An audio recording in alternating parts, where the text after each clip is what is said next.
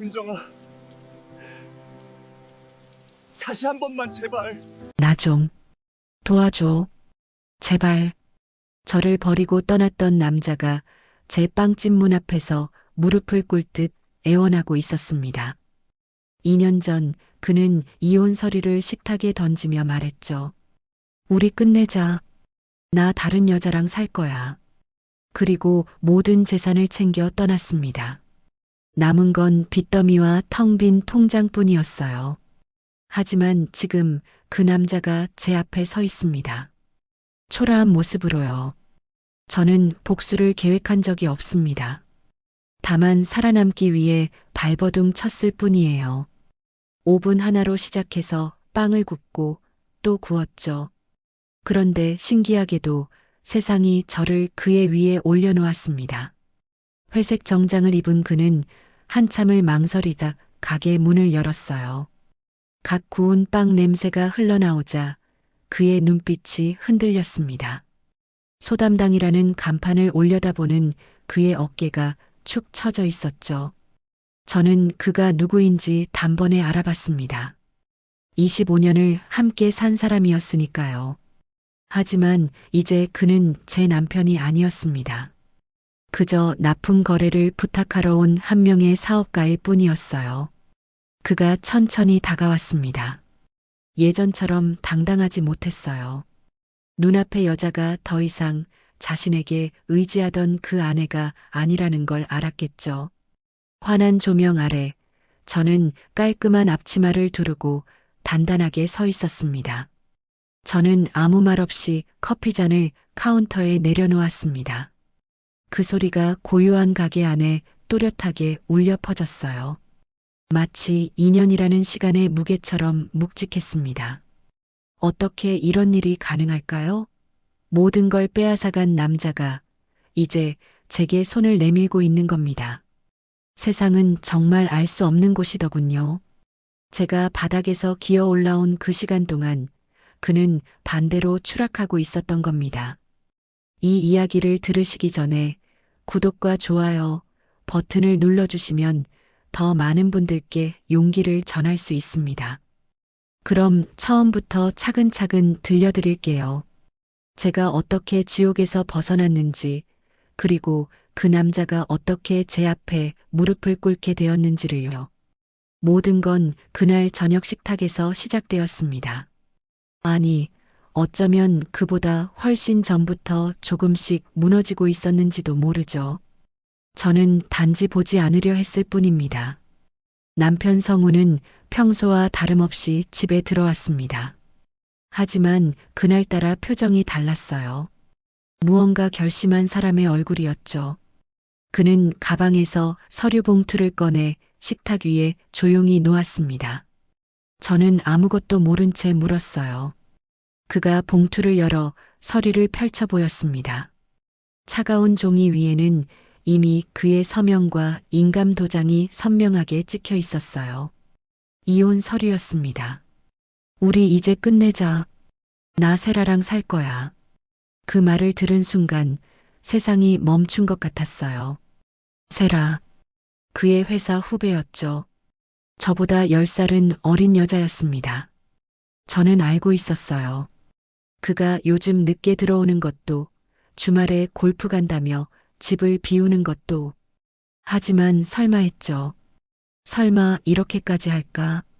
제가 물었습니다. 목소리가 떨렸어요. 그는 차갑게 대답했습니다.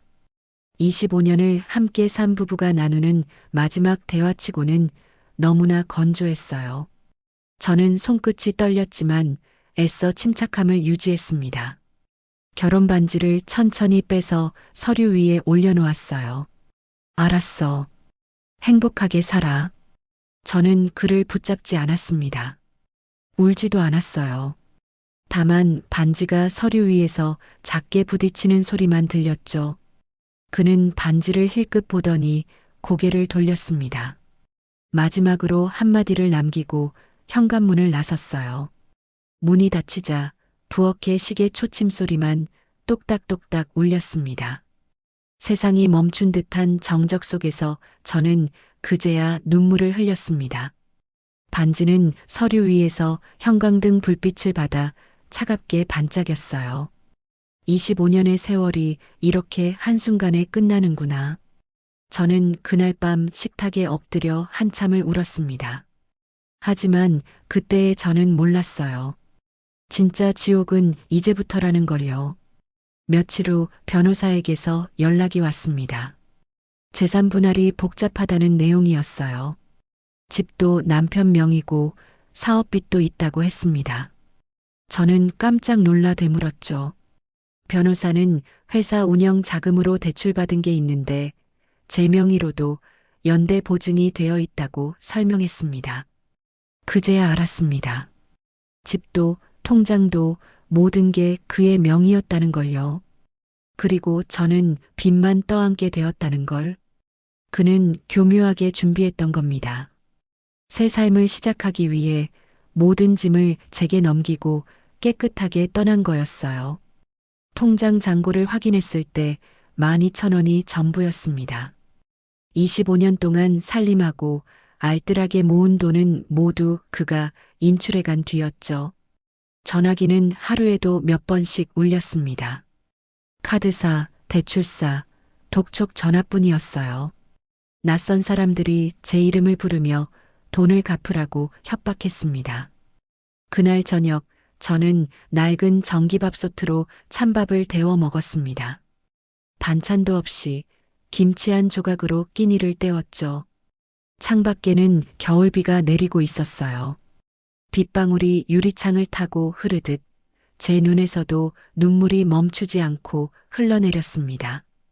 저는 스스로에게 속삭였습니다. 무너질 수는 있어도 이대로 주저앉을 수는 없었어요. 그날 밤 저는 장롱 깊숙한 곳에 넣어뒀던 오래된 오븐을 꺼냈습니다. 결혼 초기에 취미로 빵을 굽던 시절 사용하던 것이었죠. 먼지를 닦아내고 전원을 켰습니다.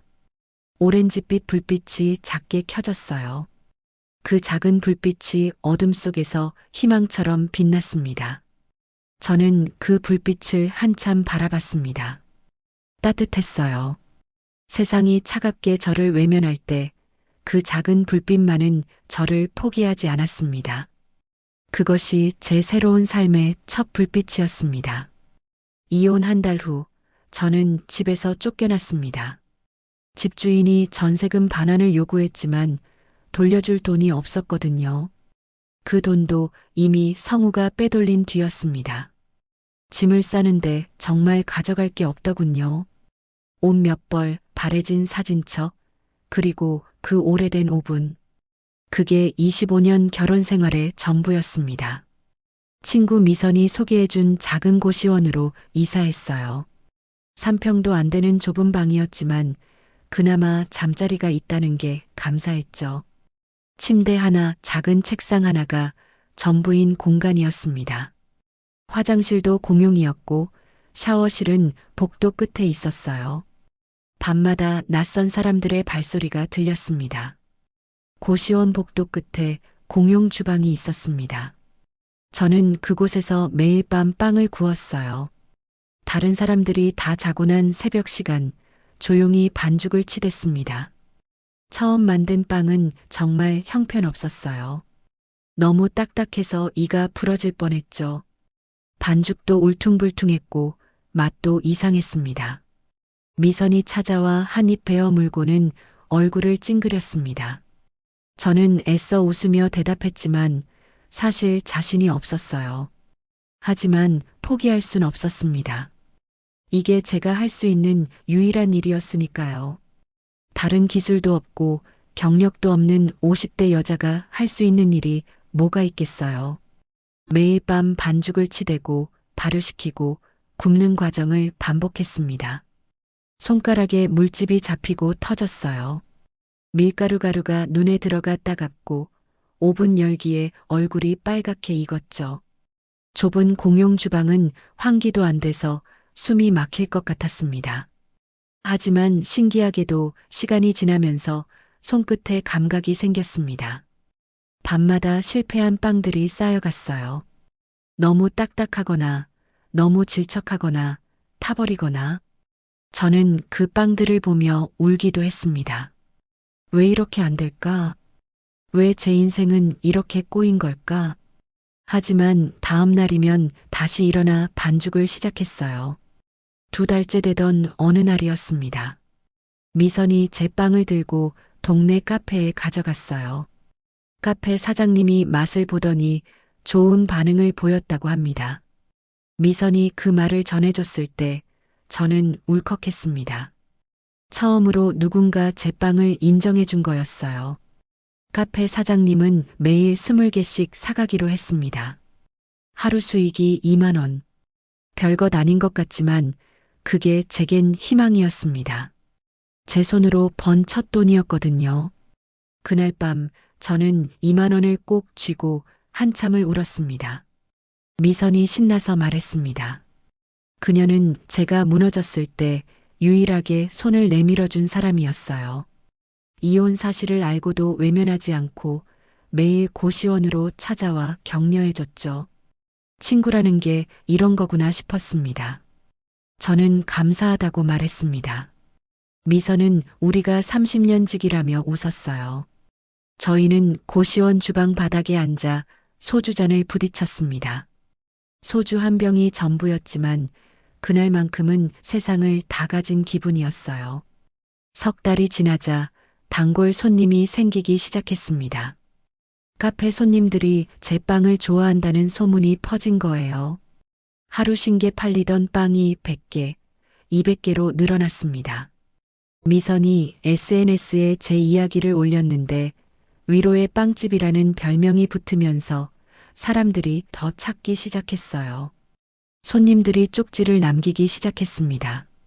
빵이 맛있다는 말, 힘이 난다는 말, 정성이 느껴진다는 말들이었죠. 저는 그 쪽지들을 고시원 벽에 붙였어요. 힘들 때마다 그 쪽지들을 읽으며 버텼습니다. 1년이 지났을 때 저는 작은 점포를 얻을 수 있었습니다. 미선이 보증을 서줬고 소액 대출을 받아 보증금을 마련했어요. 10평도 안 되는 작은 가게였지만 제게는 궁전 같았습니다. 제 이름으로 된 첫 공간이었거든요. 간판을 달았습니다. 소담당.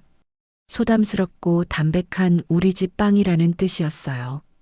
개업 첫날 동네 주민들이 축하한다며 찾아왔습니다. 저는 그들에게 하나하나 각 구운 빵을 건네며 눈물을 참았어요. 이렇게 많은 분들이 응원해 주시다니. 세상은 아직 따뜻한 곳이었습니다. 밤마다 5분의 불빛이 가게를 환하게 비췄습니다. 그 불빛은 이제 제 희망이자 제 자존심이었어요. 바닥에서 다시 일어선 제 자신이 자랑스러웠습니다. 누군가에게 버림받은 여자가 아니라 스스로 일어선 사업가가 된 것 같았어요. 소담당이 문을 연 지 6개월이 지났습니다. 가게는 점점 안정을 찾아갔어요. 단골 손님이 늘어나고 하루 매출도 조금씩 올랐죠. 하지만 여전히 쉽지 않았습니다. 매달 월세와 재료비, 대출 이자를 내고 나면 손에 쥐는 돈이 얼마 없었거든요. 새벽 4시면 일어나 반죽을 시작했어요. 밀가루와 물, 버터와 설탕의 비율을 맞추고 정성스럽게 치대는 과정. 그 시간만큼은 아무 생각도 하지 않았습니다. 오직 빵에만 집중했죠. 반죽을 치대는 리듬이 마음을 진정시켰어요. 미선이 걱정스러운 표정으로 말했습니다. 거울을 보니 눈 밑에 다크서클이 짙었고 뺨도 많이 야위었더군요. 하지만 멈출 수 없었어요. 멈추면 다시 무너질 것 같았거든요. 움직이는 것만이 살아있다는 증거 같았습니다. 저는 반죽을 치대며 대답했습니다. 실제로 그랬어요. 비록 힘들었지만 제 손으로 무언가를 만들어낸다는 것, 그리고 그것이 누군가에게 위로가 된다는 것. 그게 저를 살아있게 만들었습니다. 성우와의 결혼 생활에서는 느낄 수 없었던 성취감이었어요. 어느 날 오후였습니다. 중년 여성 손님 한 분이 가게로 들어오셨어요. 초췌한 얼굴로 한참을 메뉴판만 바라보시더군요. 눈가가 붉게 부어 있었습니다. 제가 부드럽게 물었습니다. 그분의 목소리가 떨렸어요. 저는 갓 구운 우유식빵을 접시에 담아드렸습니다. 그분은 한 입 드시더니 갑자기 눈물을 흘리기 시작했습니다. 오늘 이혼 서류에 도장 찍고 왔다며 갈 데가 없어서 그냥 걷다가 들어왔다고 하셨어요. 저는 그분 옆에 조용히 앉았습니다. 아무 말도 하지 않았어요. 그저 옆에 있어 드렸죠. 그분은 한참을 울다가 빵을 천천히 드시기 시작했습니다. 한 입, 두 입 드실 때마다 얼굴이 조금씩 편안해지는 것 같았어요. 다 드시고 일어나시면서 말씀하셨습니다. 빵이 정말 따뜻해서 마음이 조금 풀리는 것 같다고요. 그 말을 듣는 순간 제 눈에도 눈물이 맺혔습니다. 아, 이거구나. 이게 제가 이 일을 하는 이유구나 싶었어요. 단순히 돈을 벌기 위한 게 아니라 누군가의 아픈 마음을 따뜻하게 해주는 것. 그게 진짜 의미였습니다. 제가 받았던 그 상처가 이제 다른 사람을 위로하는 힘이 되고 있었어요. 그날 이후로 저는 빵을 구울 때마다 기도하듯이 생각했습니다. 이 빵이 누군가에게 작은 위로가 되기를. 신기하게도 그런 마음을 담으니 빵 맛이 더 좋아지는 것 같았어요. 손님들도 느끼는지 여기 빵은 다르다고 말씀하시는 분들이 많아졌습니다. SNS에 제 이야기가 더 퍼져나갔습니다. 이혼 후 홀로 일어선 여자의 빵집, 마음을 녹이는 손맛, 위로가 필요할 때 가는 곳. 사람들은 단순히 빵을 사러 오는 게 아니었어요. 각자의 사연을 안고 위로받으러 왔던 겁니다. 어떤 분은 남편이 사업 실패로 우울증에 걸렸다며 눈물을 흘리셨고, 어떤 분은 자식이 취업을 못해 힘들다고 하소연하셨어요. 저는 그분들의 이야기를 들어드렸습니다. 조언은 하지 않았어요. 그저 들어드리고 따뜻한 빵을 권해드렸죠. 벽에는 감사 편지가 점점 늘어났습니다. 사장님 덕분에 힘을 얻었다는 말, 힘든 시기에 이 빵이 자신을 살렸다는 말, 여기 오면 마음이 편해진다는 말들이었어요. 저는 그 편지들을 하나하나 소중히 읽었습니다. 무너졌던 제가 이렇게 누군가에게 힘이 되고 있다니. 세상은 참 아이러니했어요. 1년 반이 지났을 때 가게를 확장할 수 있었습니다. 옆 점포가 비어서 미선과 함께 대출을 받아 공간을 넓혔어요.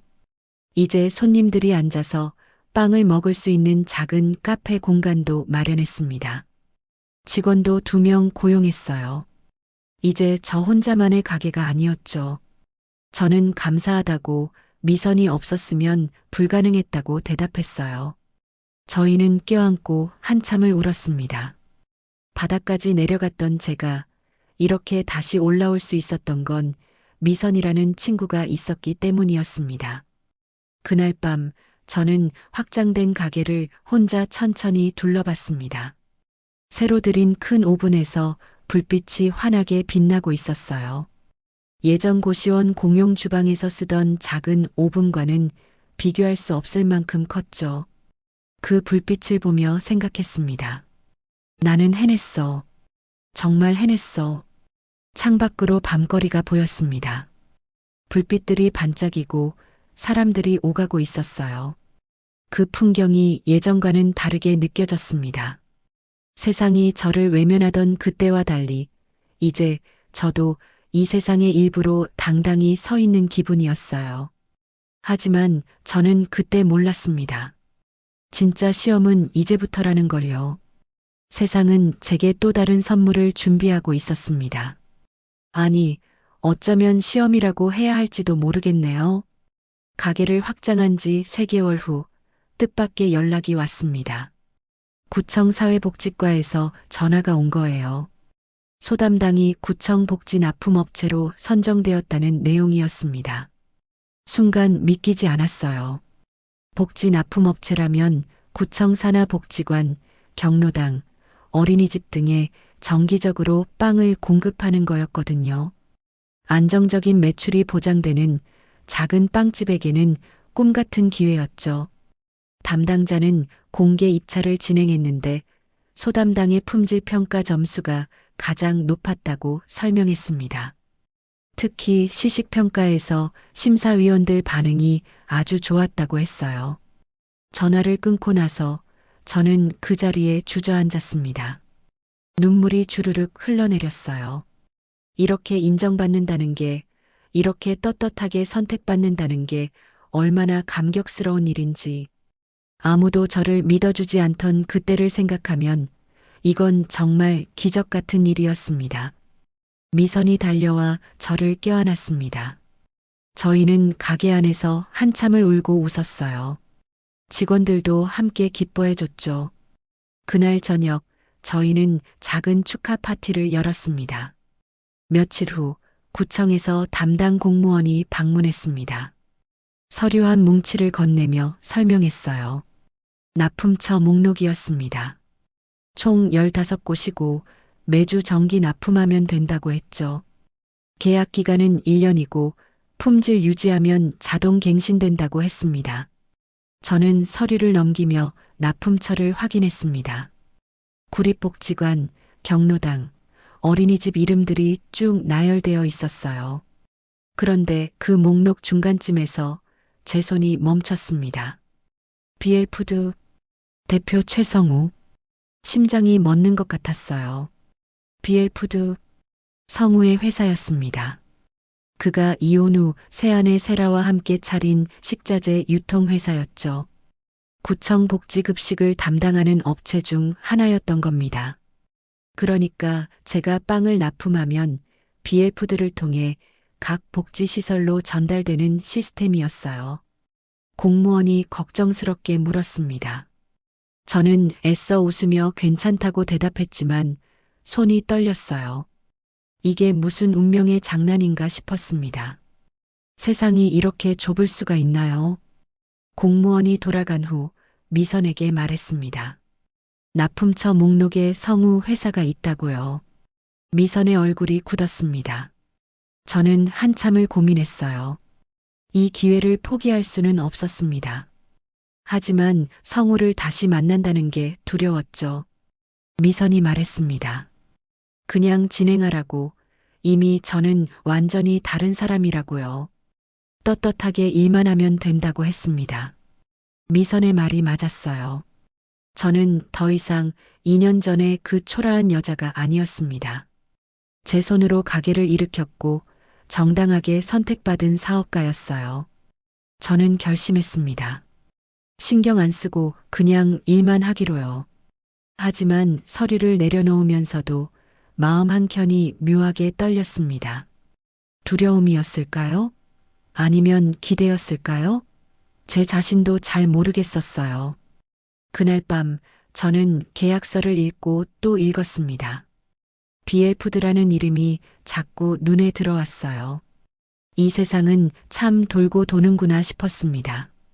저를 버리고 떠난 남자가 이제 제 거래처 중 하나가 되다니. 복수를 하려던 건 아니었습니다. 저는 그저 열심히 살았을 뿐이었어요. 그런데 세상이 저를 그의 위에 세워놓은 겁니다. 계약서에 서명했습니다. 박은정. 제 이름이 소담당 대표라는 직함과 함께 적혀 있었어요. 그 글씨를 보며 저는 씁쓸하게 웃었습니다. 한때 그의 아내였던 제가 이제 그의 거래처 공급업체 대표가 되었다는 게 믿기지 않았어요. 성우는 이 사실을 알고 있을까요? 자기가 버린 여자가 이제 자기 거래처의 공급업체 대표가 되었다는 걸. 그는 아마 놀랄 겁니다. 아니, 어쩌면 이미 알고 있을지도 모르죠. 곧 만나게 될 테니까요. 저는 창밖을 바라봤습니다. 밤하늘에 별이 빛나고 있었어요. 예전 같았으면 소원을 빌었을 겁니다. 하지만 이제는 아니에요. 이제 저는 제 힘으로 제 별을 만들 수 있으니까요. 첫 납품 미팅 날이 다가왔습니다. 구청 회의실에서 모든 납품업체가 모이는 자리였어요. 저는 그날 아침 유난히 신경 써서 옷을 골랐습니다. 단정한 블라우스에 재킷, 그리고 낮은 구두. 초라해 보이고 싶지 않았거든요. 미선이 격려해줬습니다. 저는 고개를 끄덕이며 가게를 나섰어요. 가슴이 두근거렸지만 표정은 차분하게 유지했습니다. 회의실에 들어서자 이미 여러 업체 관계자들이 앉아 있었습니다. 저는 제 자리를 찾아 앉았어요. 그리고 입구를 바라보는데 익숙한 뒷모습이 보였습니다.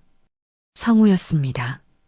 그는 회색 정장을 입고 있었지만 2년 전과는 달라 보였어요.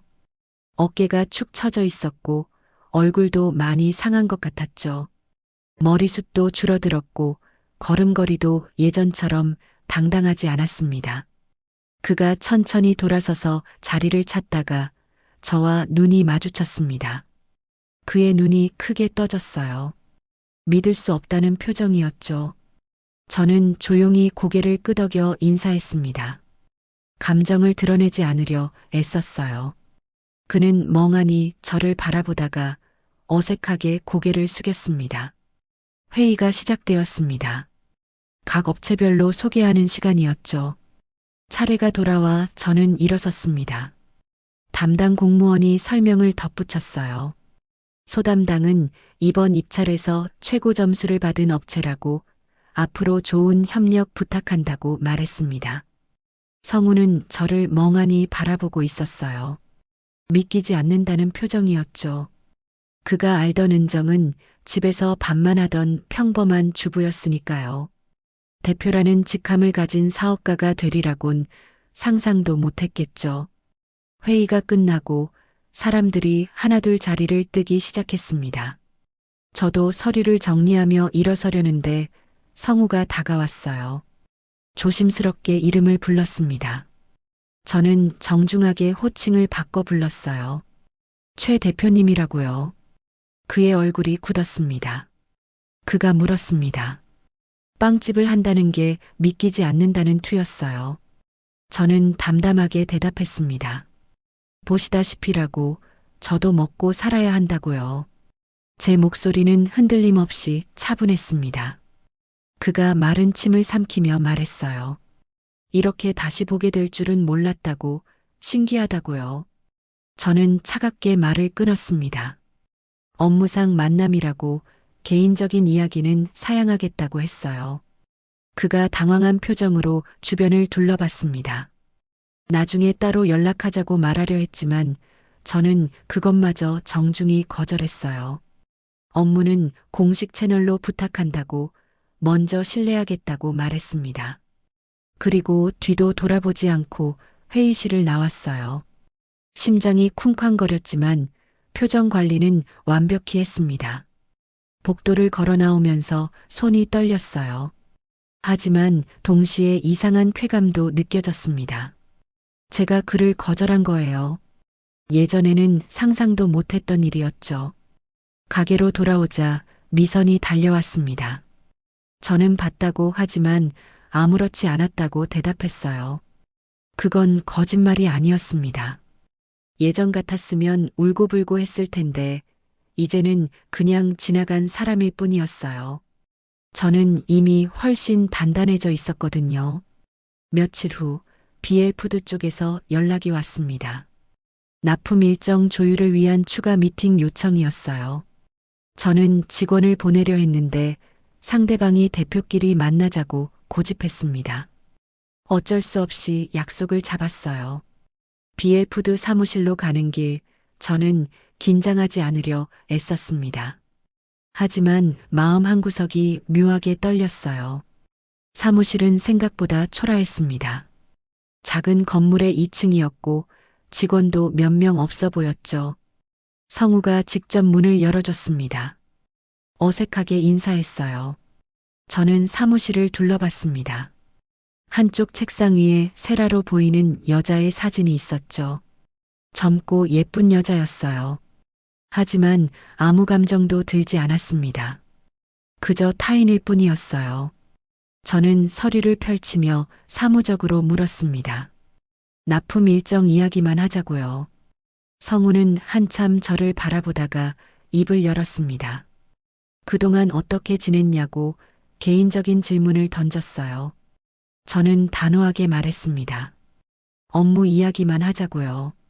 그가 갑자기 사과를 했습니다. 그때 너무했다고 미안하다고요. 하지만 너무 늦었어요. 2년이나 지난 뒤에 사과가 무슨 의미가 있을까요? 저는 차갑게 말했습니다. 품질이 기준이라고 감정은 거래에 없다고요. 납품 일정만 확정하자고 했습니다. 제 말에 그의 얼굴이 창백해졌습니다. 한때 그에게 의지했던 여자가 이제 이렇게 차갑게 대하니 충격이었겠죠. 그는 떨리는 손으로 서류에 서명했습니다. 저는 서류를 정리하며 일어섰어요. 그가 붙잡으려 했지만 저는 정중하게 거절하고 사무실을 나왔습니다. 엘리베이터에 타서야 긴장이 풀렸어요. 다리가 후들거렸지만 저는 해냈습니다. 당당하게 흔들림 없이 세상의 주도권이 완전히 뒤바뀐 겁니다. 이제 그는 저의 거래처였고 저는 공급자였어요. 그 관계 속에서 저는 더 우위에 있었습니다. 납품이 시작된 지 3개월이 지났습니다. 소담당의 빵은 복지관과 경로당에서 큰 호응을 얻었어요. 어르신들이 특히 좋아하셨죠. 부드럽고 소화도 잘 된다며 매일 기다린다는 이야기가 들려왔습니다. 긍정적인 피드백이 계속 들어왔고 구청 담당자도 만족해했습니다.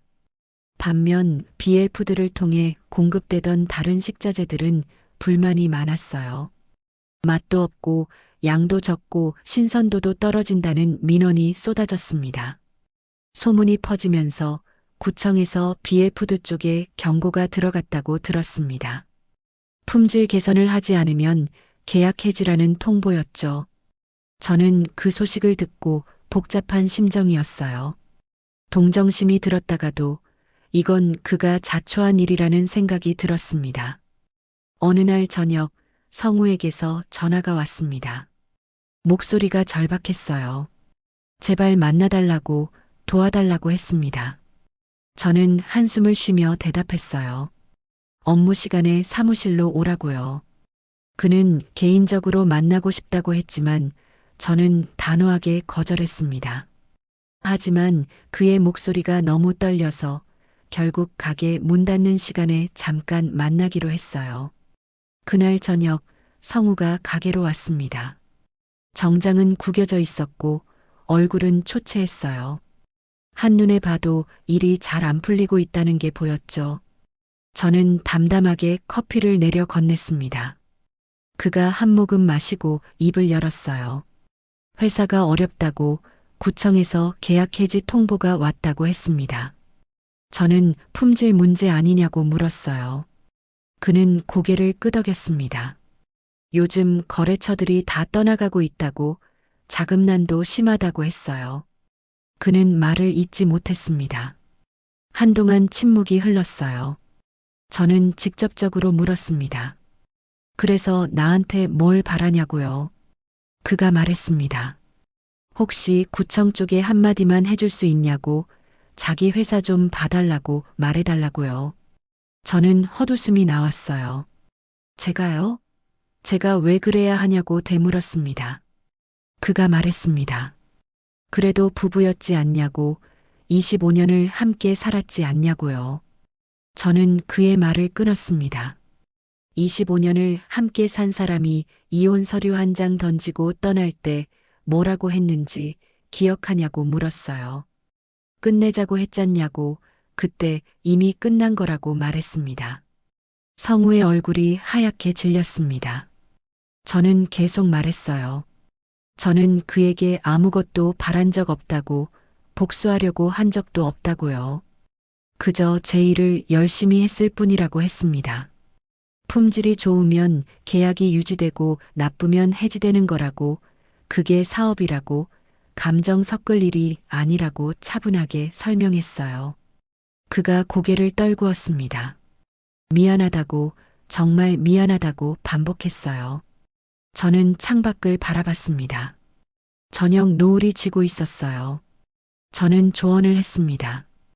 다른 사람한테 기대지 말고 스스로 해결하라고, 저처럼 하라고요. 그 말에 성우는 더 이상 아무 말도 하지 못했습니다. 한참 후 그가 일어섰어요. 비틀거리며 가게를 나갔습니다.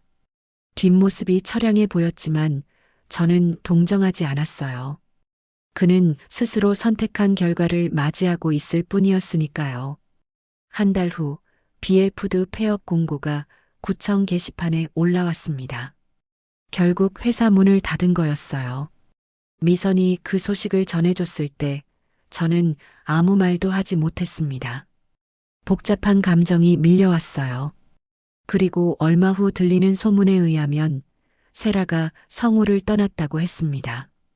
돈이 없어지자 사랑도 끝난 거죠. 결국 그는 모든 걸 잃은 겁니다. 저는 그 소식을 듣고 씁쓸했어요. 복수하고 싶었던 건 아니었는데 세상이 그를 이렇게 만들었습니다. 어느 비 오는 저녁, 성우가 다시 가게 앞에 섰습니다. 비에 흠뻑 젖은 양복, 축 늘어진 어깨. 그는 완전히 무너진 사람처럼 보였어요. 빗물이 얼굴을 타고 흘러내렸지만 닦을 생각도 안 하는 것 같았습니다. 문을 열고 들어온 그에게 저는 조용히 커피를 내밀었습니다. 감기 걸리겠다고 이거라도 마시라고 했어요. 그가 떨리는 목소리로 말했습니다. 이제 다 끝났다고, 회사도 망하고 세라도 떠났다고요. 그가 말했습니다. 미안하다고, 그땐 정말 몰랐다고요. 제가 얼마나 소중한 사람인지, 자신이 얼마나 큰 실수를 한 건지 그땐 정말 몰랐다고 했습니다. 저는 그를 조용히 바라봤습니다. 복수하고 싶은 마음은 없었어요. 그저 안타까웠죠. 저는 담담하게 말했습니다. 이제라도 알았다면 됐다고요.